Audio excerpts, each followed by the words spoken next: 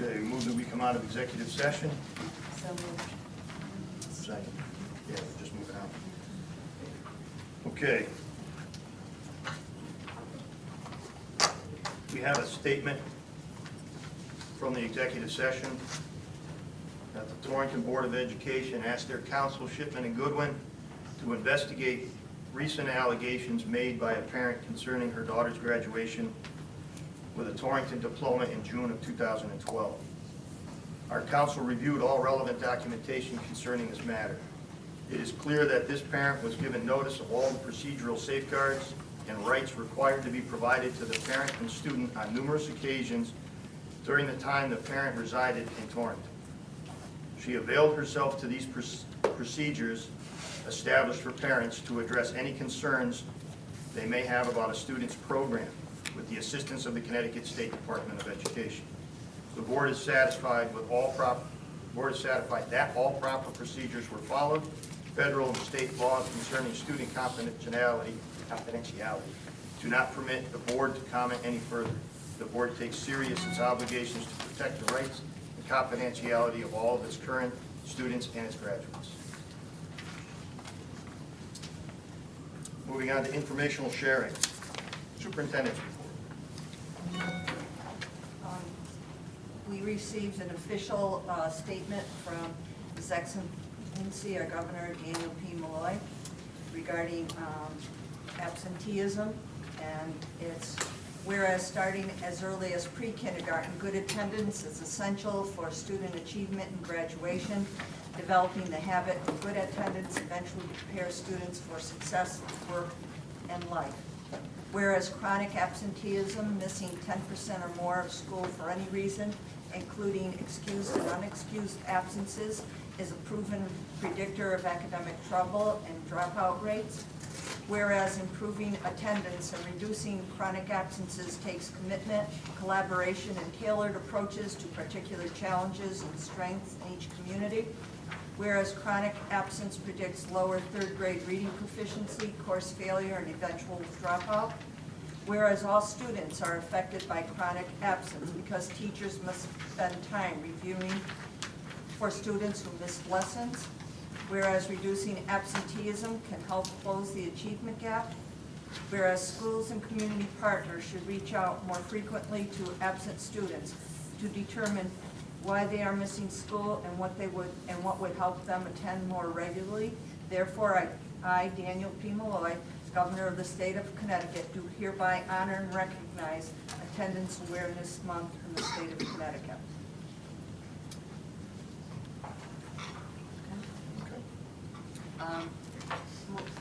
Second piece of my report tonight deals with that we are very proud to say we've received a $15,000 Wells grant from the Draper Foundation through Northwest Community Foundation to collaborate with the Wellspring School to work with pre-kindergarten and kindergarten children who, educators of pre-kindergarten, kindergarten children, to help them with behavioral issues.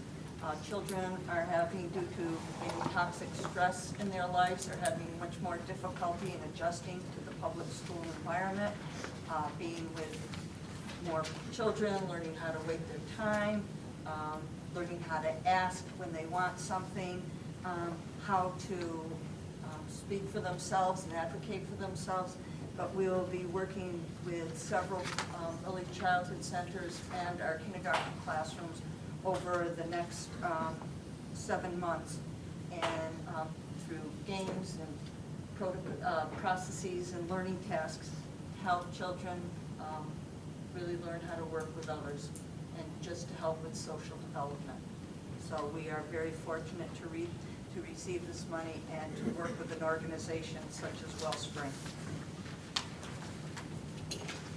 A copy of the grant and our recommendations is in your packet, and I just want you to know that Donna Labby, who is the director of the Torrington Early Childhood Collaborative, wrote this grant. The next piece that I wanted to share with you is that recently our students from Torrington High School who are involved in a UConn early college credit course, American Studies. It's co-taught by Mary McVeary and Patrick Richardson, English and social studies teachers at Torrington High School. The students and the teachers had to go to the state capitol and in small groups respond to questions that were asked by the Secretary, people from the Secretary of State's office and civic first boards, and just people. The topic was "We the People, the Citizen, and the Constitution." And this is, the students take this class for college credit.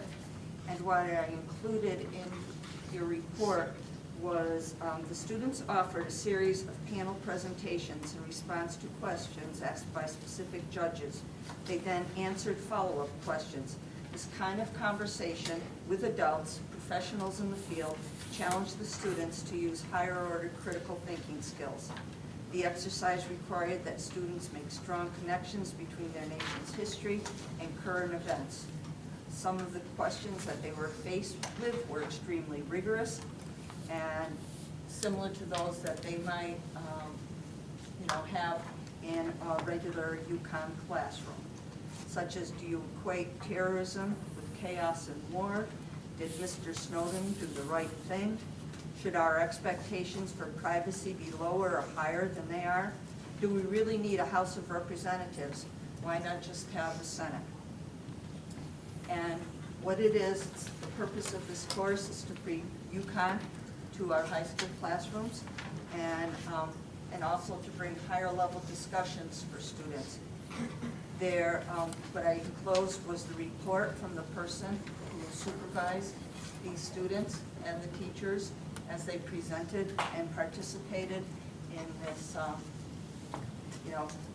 having discussions with the practicing professionals.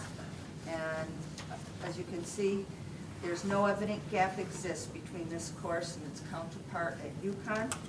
And as I noted in previous observation of this teaching team's classes, this course is comparable to the course as it is offered at UConn. So I think that's kudos for our students and how they participated in this learning task, and also the quality of instruction they're receiving from these two teachers. The next part is our kindergarten fair, and we had it on January 11th. And we had the rain and cold weather not deter 100 of our families who participated, who have children coming into our kindergarten this August. We also found out that we had families from other towns who came because they wanted their children to have the experience. So they couldn't register them for school, and I jokingly said to one family, well, now that you've seen how good our program is in introducing you and your children to kindergarten, you do have school choice. So, always looking for more tuition payments. Anyways, we had the 100 families. We had 15 community organizations, such as Camp Bow and Charlotte Hungerford Hospital, Brooklyn Memorial, and Vogel Wetmore Family Resource Center, the Lions Club, who did eye screenings for all children, the YMCA that shared after school and before school child care, the Girl Scouts and Boy Scouts for programs that work with the district in which their children can become engaged. We had entertainment that was all about movement and keeping children moving and for physical growth and well-being. We had a meet and greet of all K teachers and the principals of the buildings as parents picked up registration materials and just other information about the school and coming to kindergarten.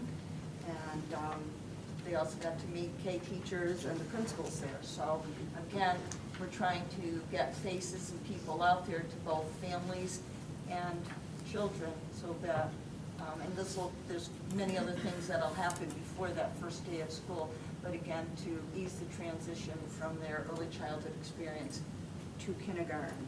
We had guest readers. The children got to actually participate in some kindergarten learning tasks, and we tried to answer all questions that parents or the children might have. So it was really a good day. And then just one thing that parents received is what parents can do every Tuesday at a community family literacy center. That's a district-wide literacy center for all children in Torrington, but it's at Forbes School, and it's Tuesday evenings beginning at 3:30 until 8 o'clock. And it's all about reading with your child. That is the focus, the whole development of speaking and reading and doing those wonderful early childhood finger plays and rhymes and songs that you learn when you're little, and how it develops that whole literacy, early literacy piece in oral language. It's also one thing, we were talking when our school improvement committee meeting last week about how many words you need to enter. Not kindergarten, or the discrepancy between the number of words some children will have and others will have. So we have a little incentive here, and it said, why read 20 minutes at home? And students who's read to 20 minutes a day will read 3,600 minutes per year, and that's 1,800,000 words per year, and has a better chance of scoring in the 90th percentile on standardized tests. So 20 minutes of reading a day goes a long way. And so we shared that just to give the incentive to reading, and a book, because we want to get books into the hands of children, and this is Miss Bindergarten gets ready for kindergarten. Now, Northwest Coalition, and I would like to invite Jessica Wright. I don't know who's... I can start. Okay. Hello, I'm Maria Coutant-Skinner. I'm the Executive Director of the McCall Foundation. And together with me is Jessica Wright, who is the Director of Prevention Services at our agency.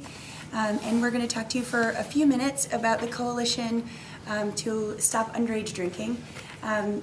We have funding from the Department of Mental Health and Addiction Services that we receive to coordinate key stakeholders in our community to address the issue of underage drinking through prevention efforts. And we work closely with Torrington High School and Mayor Carbone and other legislators, as well as parents and young people toward that goal. A little history on our coalition. It's been over 10 years. We started, we work very closely with the Torrington Police. And if you remember, kind of before the social host law was in place, there were initiatives across the state to close the loophole in that law so that parents wouldn't provide alcohol to young people in their homes, and the police would be able to have efforts that could safely intervene on the part of young people so that that couldn't happen.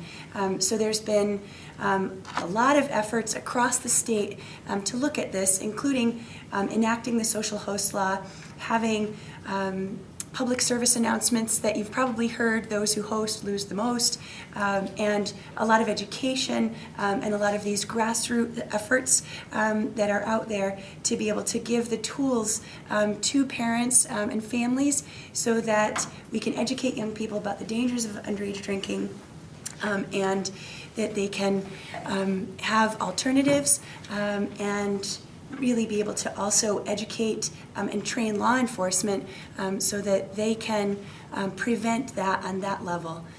So Jessie's going to talk to you a little bit more about specifics, and she has a presentation, and I think, do you all have handouts? Okay, great. So when they applied for the grant, a needs assessment was done, and then there was risk factors that were identified, the risk factors being law enforcement and the perception of harm. So as Maria was saying, we contract with Torrington and Winston Police Departments to increase their patrol of underage drinking events.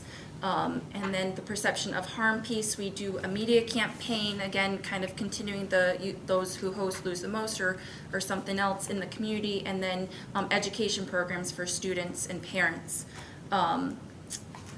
We also, every 2 years, will do a survey.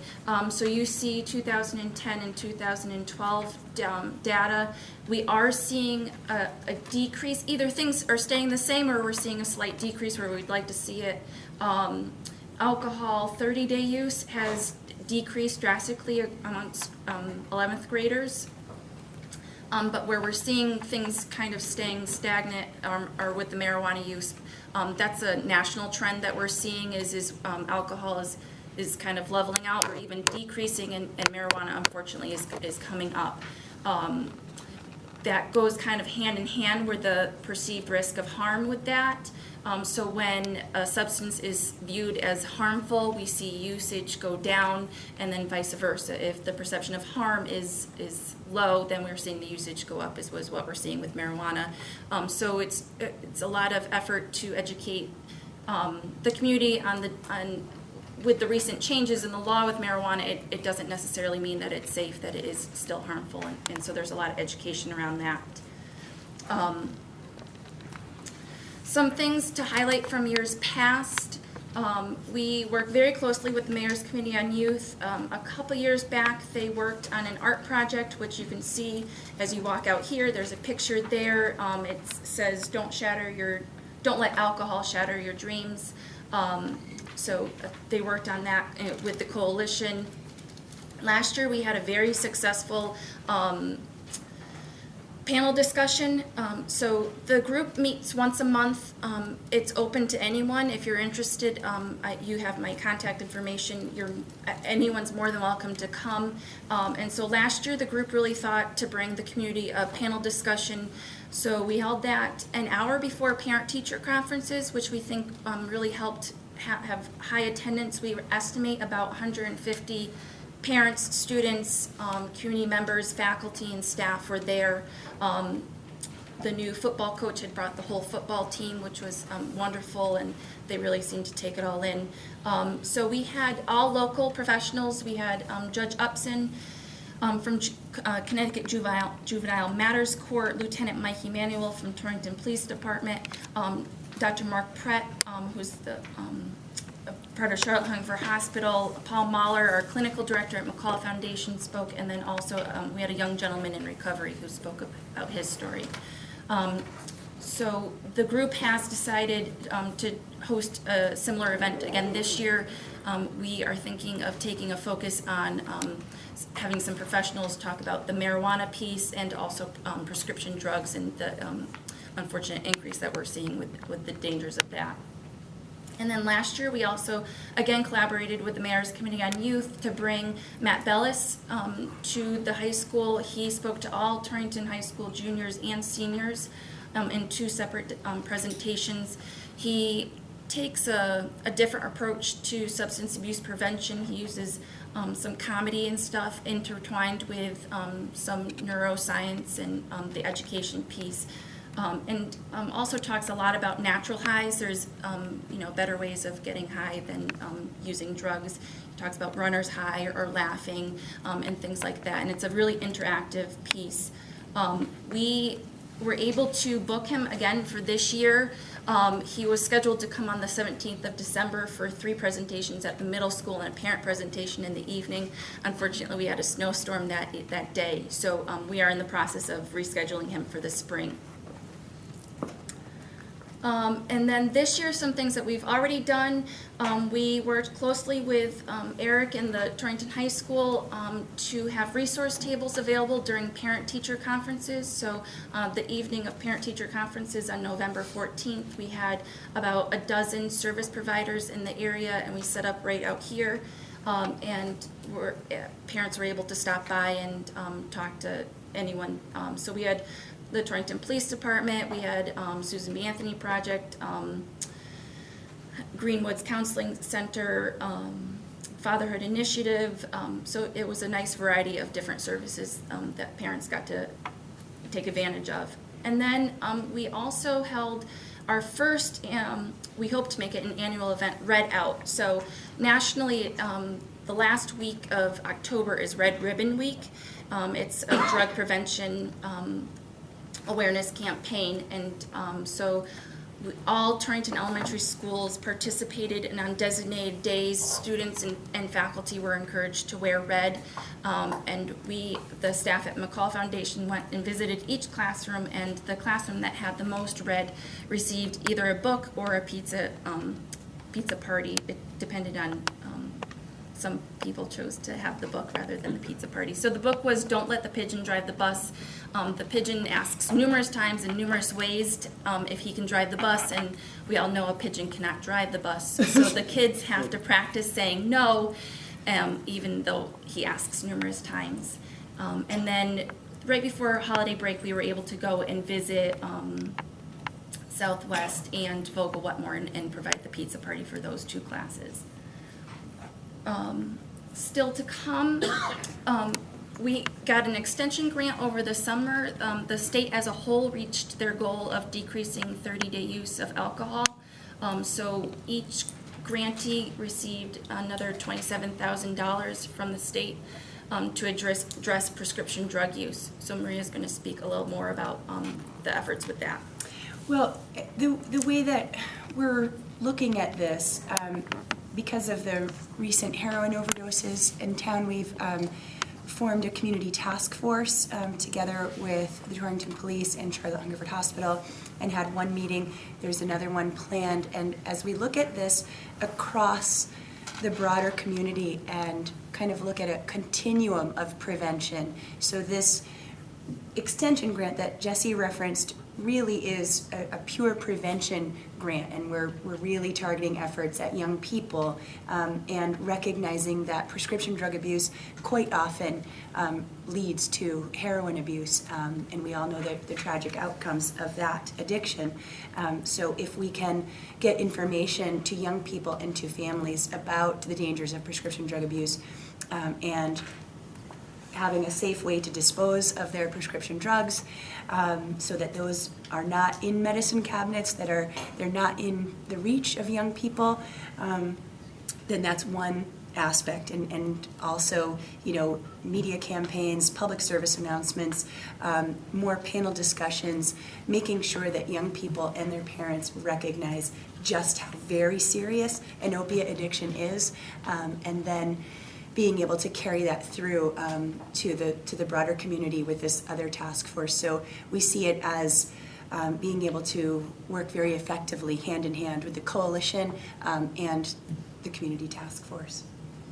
So a big effort that we're doing is working with the police department to install a permanent prescription drop box. So it would be there in the police department, and along with it would come a big media campaign. So informing the community that when you do have extra pills, that it's good to get rid of them, and there's a proper way of disposing it. It'll be there 24/7, and there will be no questions asked, and people can dispose of their meds that way. And then I have already spoke to the other things that we're planning on for the rest of the year. The panel discussion that we'll do, again, we really liked partnering up with the parent-teacher conferences, so we'll look to either the second or the third for parent-teacher in April, and then focusing on the underage drinking, prescription drug use, and the marijuana with that. And then at some point, rescheduling that to come back this spring. Oh, and then just this. Yep.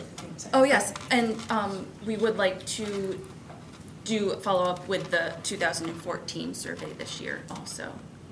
Just like you see trends everywhere, I know people in education are probably a little weary of, outcome measures and data and all of that kind of stuff. But same thing is tied to our grants. So we have to, measure that all of these efforts actually are making a difference in the lives of young people. And so are we reaching them? Do they understand? Is their perception of harm around substances increased? Are we doing a good job with all of these? So we have to get into the schools, and it's a pain in the neck, to be quite honest.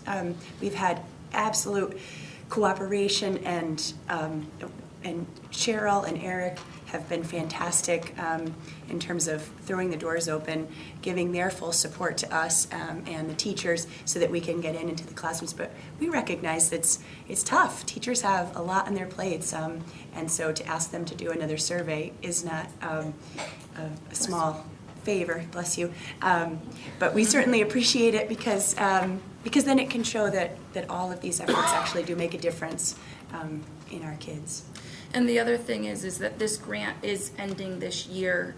We have been fortunate to have it for 10 years. We are looking to other efforts to continue these efforts, or other funding to continue these efforts. So we hope that this won't disappear after June.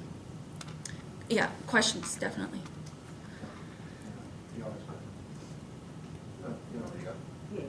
I'm just wondering, it looks like the percentage of kids that are getting alcohol either at home with parents' permission or without has really gone up.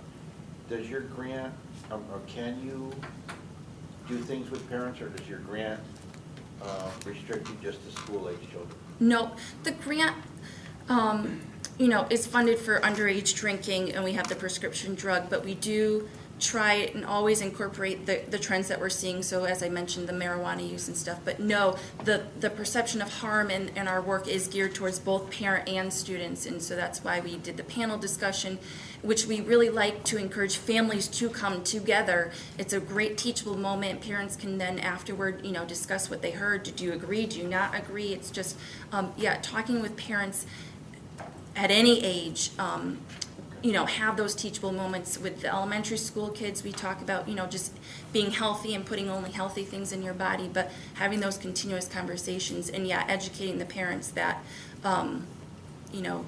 offering alcohol at home or not making putting the proper things in place, they can now be held accountable with the social host law. So. And every opportunity that we have, if it's parent-teacher conferences, if it's information tables, resource tables, open houses, we're here and we're giving parents as many tools as we can. We have contracts between parents and kids when a teen starts driving. We have, what to do, how to start the conversation, websites, handouts, literature, magnets, all of those kinds of things that help to have a comfortable and frequent conversation between parents and their kids around drugs and alcohol. I think the work you're doing is great as a parent. I thought the information was extremely helpful at the parent-teacher conference. I'm glad you're going to continue that. Thanks. My question was more on the elementary schools and the reach out. Is there any programming involved with the Red Out, or is it specifically just a contest, or are we trying to start having discussions with elementary students prior to fifth grade, I guess? Right. It was our first year doing it. We found it a huge success, and the schools and teachers and principals were all on board, so we would like to expand it next year. When we visited each classroom, we asked them why they were wearing red. Some of them said it was to get pizza. Some of them knew, though, too. We did supply the principals who sent home a letter prior to the contest, letting the parents know about it, and providing, again, like Maria had said, providing them with resources. So, just encourage them to have the conversations, giving them the resources in that letter going home. And then we had the conversation, briefly when we met with them. But we would love to, expand more on that. We have the summer, or the rest of the year to discuss further with that. And then even Yvette had outreached to me afterward and said, can we do also something at the middle school and the high school level? She had suggested even planting bulbs.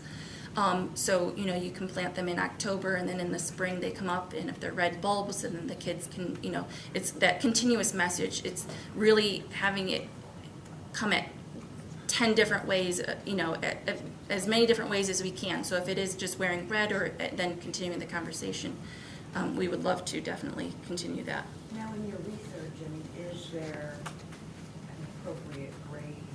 Say the survey's done starting in 7th grade. Should it be looked at earlier, I guess is my question. Do we think it's an earlier problem than 7th grade? Working in the field of prevention, it's, in my personal opinion, it's never too early. So you can start as little as pre-K and kindergarten, and like I said, it's just the way that you tailor the message. And I would like to, even possibly see the survey going from 6th through 12, just getting the whole span of middle school and high school. I think it might be harder with the questions to go lower than that, but, I don't know, we'd be up for. The prevention messages for elementary school students are really about healthy choices and healthy, good decision making. And so when we've done other prevention efforts at that level, it's more broad based. It's about healthy bodies, those kinds of things that dovetail nicely to most elementary school kinds of health curricula. And then we see, the data shows that the most high-risk time for young people to be faced with a choice about whether to use any kind of mind-altering substance and tobacco is in middle school. So we recognize that that's, and these were conversations that we've had with Cheryl and with Eric too, and that's what they see. And so having Matt Bellis come and talk with, and having that be 6th, 7th, and 8th grade, and really focusing our efforts on those middle school students and their parents is really, we know, what will be the most effective age range. Mm-hmm. Any other questions? Not a question, I just a comment. As Jesse said, the Mayor's Committee on Youth did collaborate with the Call Foundation and bringing in Dr. Rice, and the kids talked about it for months after. As a matter of fact, they are still talking about it because it was such a strong message being delivered in such a different way. They had been for years hearing the message, say no, don't do it, don't do it. This was a different message that gave them the same result. I believe the school ended up with a few of his books, and when I checked with the media specialist here, she said those books were out for weeks afterwards. There was a waiting list for kids that wanted to read his book. So I think this is a great way, and I agree bringing it to the middle school is a great idea, because kids keep hearing it through their drug prevention programs starting in elementary school and into the middle school. And getting that message again a different way is refreshing for them.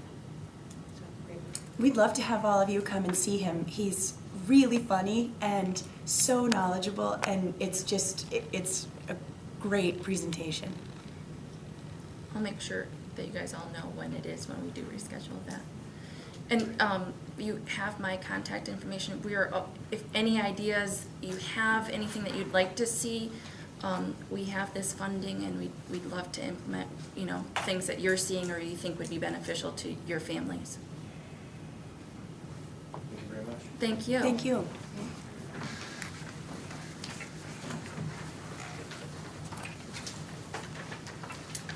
Okay, 6C, reorganization of Board of Ed Subcommittee monthly meetings.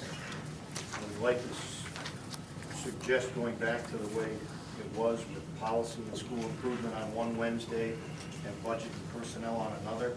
We have several board members that have conflicts that they can't be on certain committees. And if we pair them up that way, it actually makes scheduling so that people only have to come out one Wednesday night instead of two. And that's the way it used to be before, but if everyone's all right with that, that's.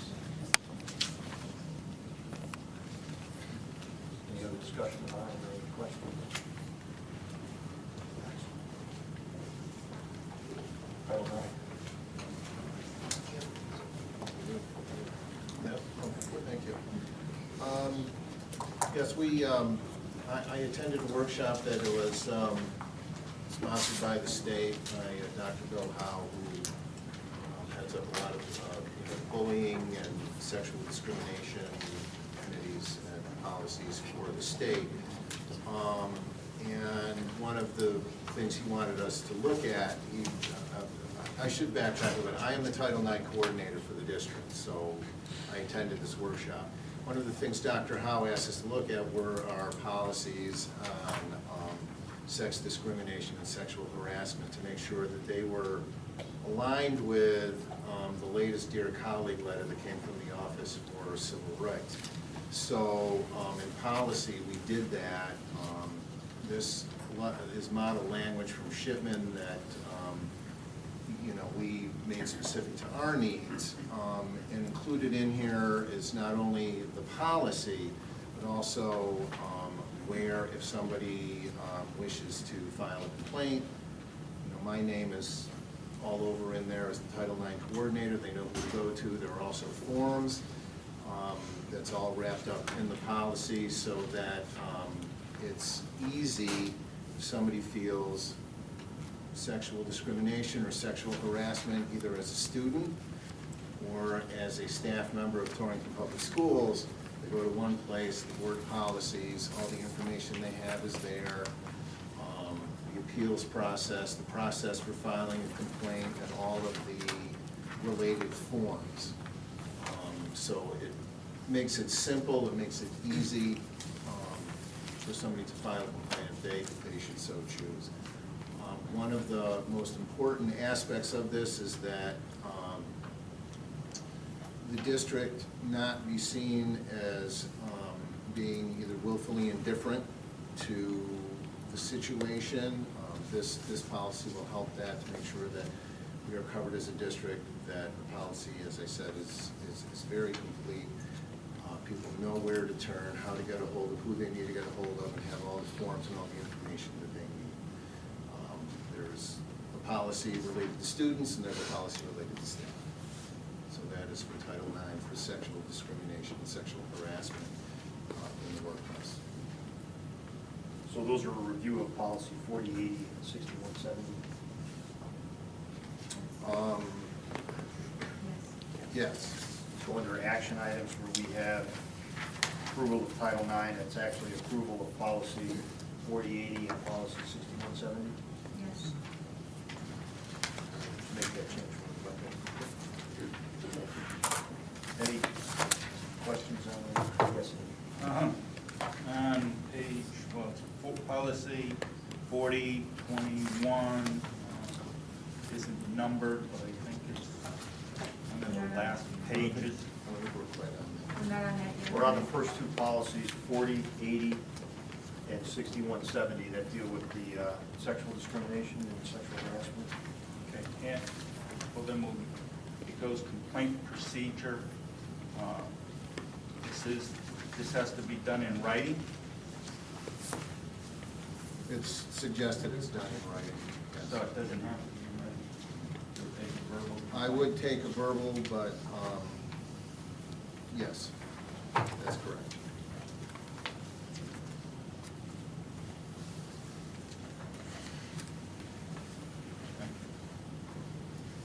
Any other questions or discussion?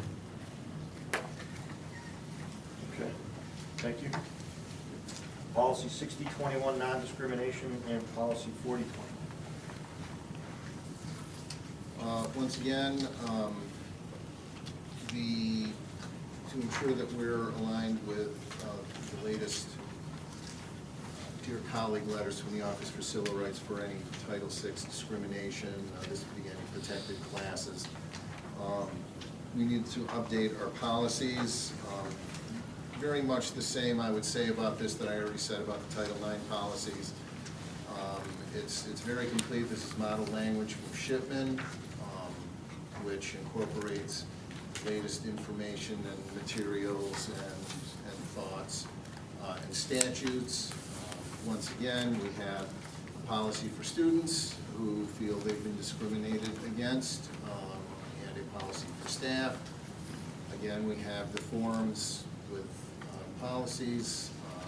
As the Title IX coordinator, I would also be the person to which any complaints would be filed within the district from either staff or students.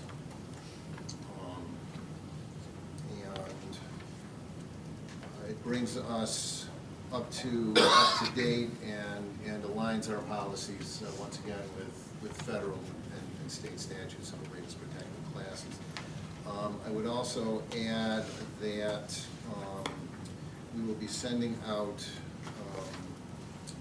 new language for the bottom of letterheads that various schools use that reflect this update in the policy. It also has to be included in any kind of other grant.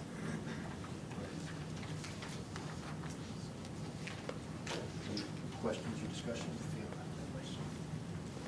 If someone was being bullied, we just went through the bullying policy because of race, sexual orientation, would they file the bullying complaint, would they also under the Title IX? I mean, not all bullying is, so which are we talking about, Title IX? Or just, either, right, and non-discriminatory? All bullying isn't necessarily discriminatory. You have to meet a certain, statutory, you have to be a protected class, and along those lines. So, I mean, bullying, certainly, we would encourage students to